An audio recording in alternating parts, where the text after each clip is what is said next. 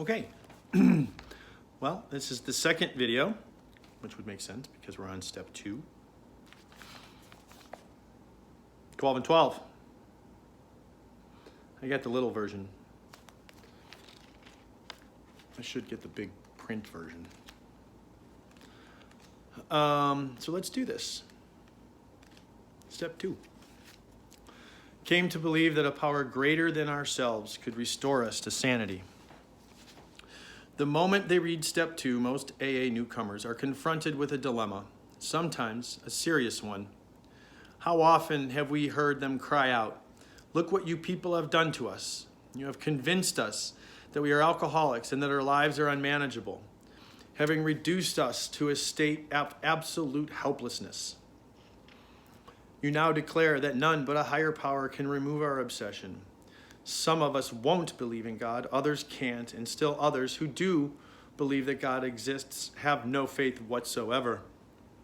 He will perform this miracle. Yes, you've got us over the barrel all right, but where do we go from here?" Let's look first at the case of the one who says he won't believe, the belligerent one. He's in a state of mind which can be described only as savage. His whole philosophy in life, in which he so glorified, is threatened.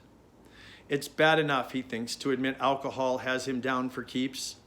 But now, still smarting from that admission, he is faced with something really impossible.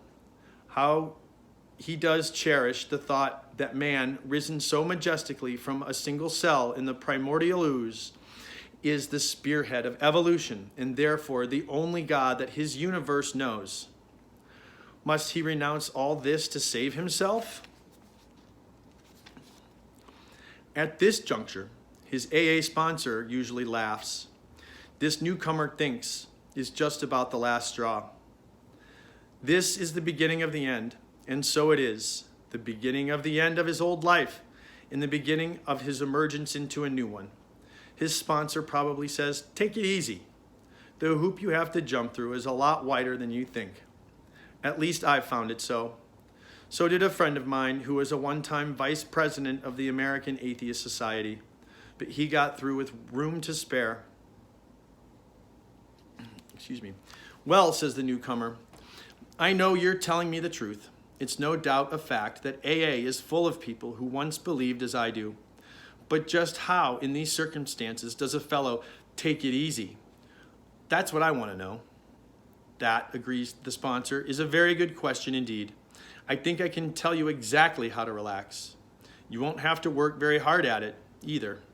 Listen, if you will, to these 3 statements. First, Alcoholics Anonymous does not demand that you believe anything. All of its 12 steps are but suggestions. Second, to get sober and stay sober, you don't have to swallow all of step 2 right now. Looking back, I find that I took it piecemeal myself. Third, all you really need is a truly open mind. Just resign from the debating society and quit bothering yourself with such deep questions as whether it was the hen or the egg that came first. Again, I said, all you need is an open mind." The sponsor continues. "Take, for example, my own case. I had a scientific schooling. Naturally, I respected, venerated, even worshipped science. As a matter of fact, I will do all except the worship part. Time after time, my instructors held up to me the basic principles of all scientific progress, search and research, again and again, always with an open mind. When I first looked at AA, my reaction was just like yours. This AA business, I thought, is totally unscientific. This I can't swallow. I simply won't consider such nonsense. Then I woke up. I had to admit that AA showed results, prodigious results. I saw that my attitude regarding these had been anything but scientific. It wasn't AA that had the closed mind. It was me. The minute I stopped arguing, I could begin to see and feel. Right there, step 2 gently and very gradually began to infiltrate my life. I can't say upon what occasion or upon what day I came to believe in a power greater than myself, but I certainly have had that belief now. To acquire it, I had only to stop fighting and practice the rest of AA's program as enthusiastically as I could. This is only one man's opinion, based on his own experience, of course. I must quickly assure you that AAs tread innumerable paths in their quest for faith. If you don't care for the one I've suggested, you'll be sure to discover one that suits if only you look and listen. Many a man like you has begun to solve the problem by the method of substitution. You can, if you wish, make AA itself your higher power. There's a very large group of people who have solved their alcohol problem. In this respect, they are certainly a power greater than you, who have not even come close to a solution. Surely you can have faith in them. Even this minimum of faith will be enough. You will find many members who have crossed the threshold just this way. All of them will tell you that once across, their faith broadened and deepened. Relieved of the alcohol obsession, their lives unaccountably transformed. They had come to believe in a higher power, and most of them again began to talk to God. Consider the plight of those who once had faith but have lost it. There will be those who have drifted into indifference, those filled with self-sufficiency who have cut themselves off, those who have become prejudiced against religion, and those who are downright defiant because God has failed to fulfill their demands. Can AA experience tell all these that may still find a faith that works? Sometimes AA comes harder to those who have lost or rejected faith than to those who have never really had faith at all. For they think that they have tried faith and found it wanting. They have tried the way of faith and they have tried the way of faith and the way of no faith. Since both ways have proved bitterly disappointing, they have concluded that there is no place whatsoever for them to go.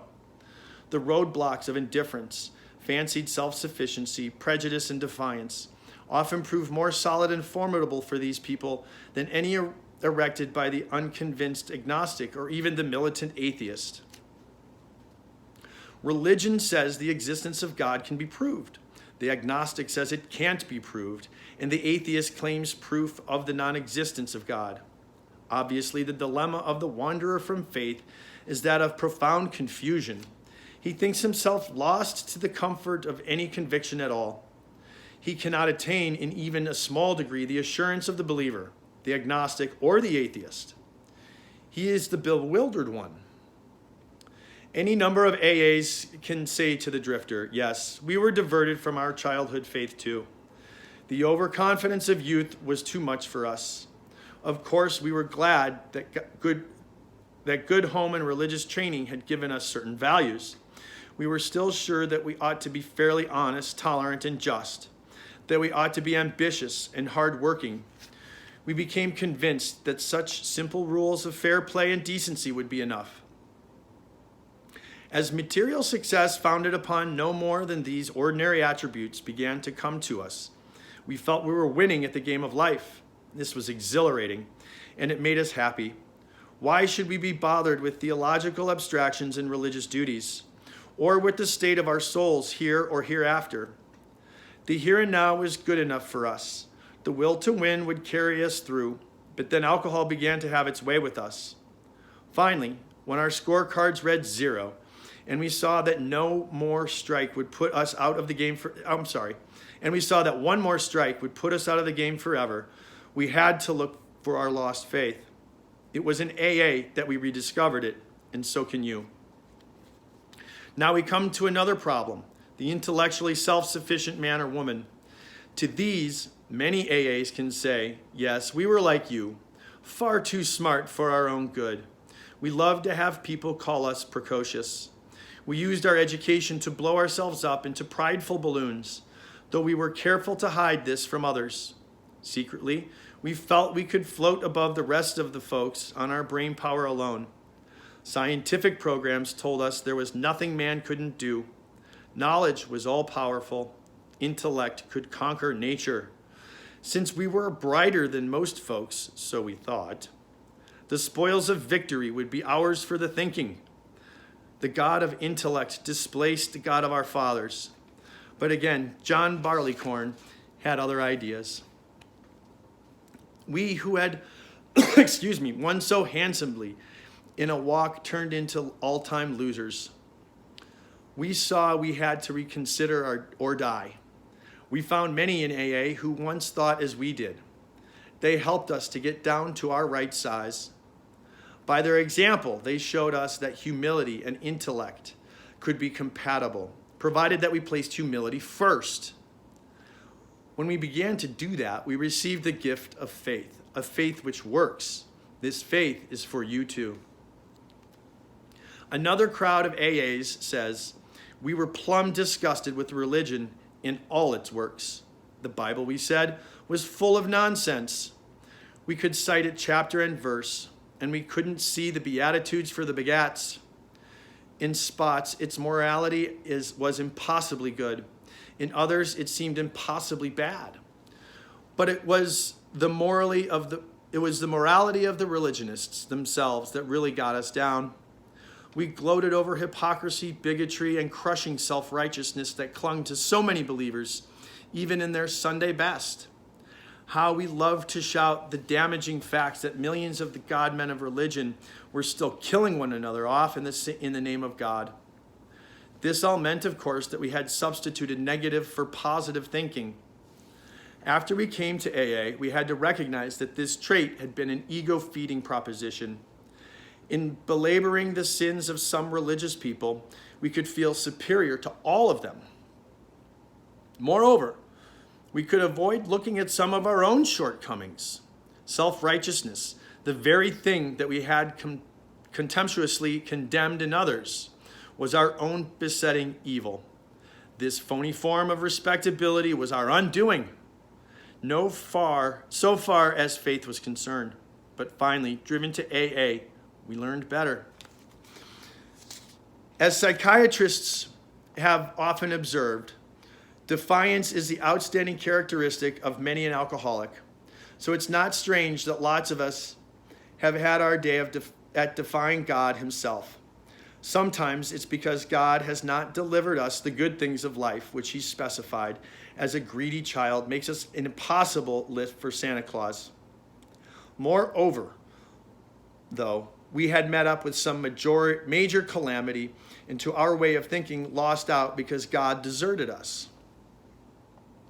The girl we wanted to marry had other notions. We prayed God that she'd change her mind, but she didn't. We prayed for healthy children and were presented with sick ones, or none at all. We prayed for promotions at business and none came.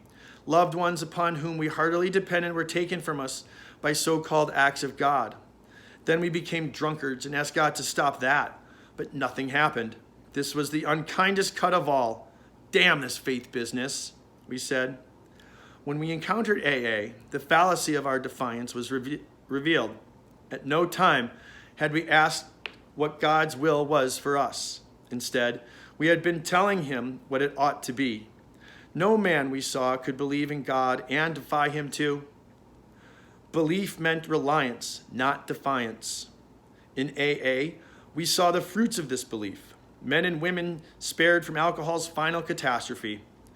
We saw them meet and transcend their other pains and trials. We saw them calmly accept impossible situations, seeking neither to run nor to recriminate. This was not only faith, it was faith that worked under all conditions. We soon concluded that whatever price in humility we must pay, we would pay. Now let's take the guy from full of faith, but still seeking of alcohol. I know what that says? But still reeking of alcohol. He believes he's devout. His religious observance is scrupulous. He's sure he still believes in God, but suspects that God doesn't believe in him. He takes pledges and more pledges. Following each, he not only drinks again, but acts worse than the last time. Valiantly, he tries to fight alcohol, imploring God's help, but the help doesn't come. What then can be the matter? To clergymen, doctors, friends, and families, the alcoholic who means well and tries hard is a heartbreaking riddle. To most AAs, he is not. There are too many of us who have been just like him and found the riddle's answer. The answer has to do with the quality of faith rather than its quantity. This has been our blind spot. We supposed we had humility when really we didn't. We supposed that we had been serious about religious practices when, upon honest appraisal, we found we had only been superficial. Or going to the other extreme, we had wallowed in emotionalism and had mistaken it for true religious feeling. In both cases, we had been asking something for nothing. The fact was, we really hadn't cleaned house so that the grace of God could enter us and expel the obsession. In no deep or meaningful sense had we ever taken stock of ourselves, make amends to those we had harmed, or freely given to any other human being without any demand for reward. We had not even prayed rightly. We had always said, "Grant me my wishes," instead of "Thy will be done." The love of God and man we understood not at all. Therefore, we remained self-deceived and so incapable of receiving enough grace to restore us to sanity. Few indeed are the practicing alcoholics who have any idea how irrational they are, or seeing their irrationality can bear to face it. Some will be willing to term themselves problem drinkers, but cannot endure the suggestion that they are in fact mentally ill. They are embedded in this blindness by a world which does not understand the difference between sane drinking and alcoholism. Sanity is defined as soundness of mind. Yet, no alcoholic, soberly analyzing his destructive behavior, whether the destruction fell on the dining room furniture or his own moral fiber, can claim soundness of mind for himself. Therefore, step 2 is the rallying point for all of us. Whether agnostic, atheist, or former believer, we can stand together on this step. True humility and an open mind can lead us to faith. And every AA meeting is an assurance that God will restore us to sanity if we rightly relate ourselves to him. And there you go. So, step 1 took less than 10 minutes to read. Step 2 took less than probably 16 minutes to read, because I gabbed at the beginning for a little bit. So, I hope this is helpful to you guys. I'm going to be putting out step 3 soon. Step 3, it's a good one. It's a good one. Peace, love, and hair grease. Talk to you later.